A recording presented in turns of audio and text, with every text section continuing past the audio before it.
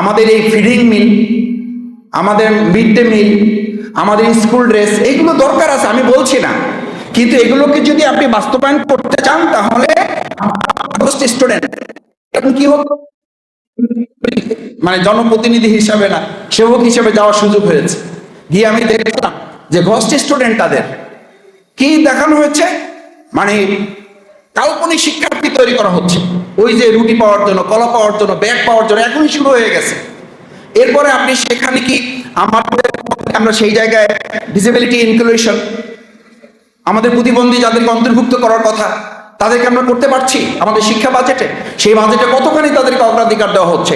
এরপর যদি আমরা আলোচনা করি লার্নিং আউটকামটা কি, আমাদের শিক্ষা বাজেটে যেটা নির্ধারণ করা হয়েছে, লার্নিং আউটকামটা আমাদের কবে থাকে যে আমরা 73 ফেরকার মধ্যে আছি। হাদিসে বলা আছে, আমি হাদিসটাকে এই জন্য সামনে রাখছি যে আকীদায় তো আমরা 73 ফেরকার মধ্যে আছি, এক ফেরকা বাদ দিয়ে, বাকি 72 ফেরকা বাদ দিয়ে এক ফেরকা জান্নাতে যাবে। আর আমাদের জাতিগত বিভেদ আপনি দূর করবেন কিভাবে? আমাদেরকে তো কাকড়া জাতিকে পরিণত করে রাখা হয়েছে। মাওলানা দেলোয়ার হোসেন সাঈদী রাহিমাহুল্লাহ বলতেন, আমরা কাকড়া জাতি থেকে কখনো ইলিশের জাতিতে পরিণত হতে পারলাম না। কাকড়া জাতি কেন? আমাদের শিক্ষা ব্যবস্থাকে 13টা ধারায় রূপান্তরিত করে রাখা হয়েছে। 13টা ধারা, এই 13 ধারাকে এক ধারায় কখন নিয়ে আসবেন? এটা নিয়ে আসতে সরকার বলবে আমাদের সময় শেষ, আর একবার ভোট দেন আমাদেরকে। এই আর একবার ভোট দেওয়ার জন্য প্রস্তুতি নেন, তারপর বাজেট নিয়ে আলোচনা করেন। কারণ এই 13 ধারাকে আপনি এক ধারায় কবে নিয়ে আসতে পারবেন?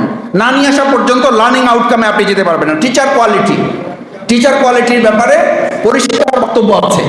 সর্ষে যদি ক্ষেত খায় তাহলে ক্ষেত রক্ষা করবে কে? এই ক্ষেত রক্ষা করার কেউ নাই। সর্ষে তো ক্ষেত খাচ্ছে, ক্ষেত তো আমাদের শস্য রক্ষা করতে পারছে না।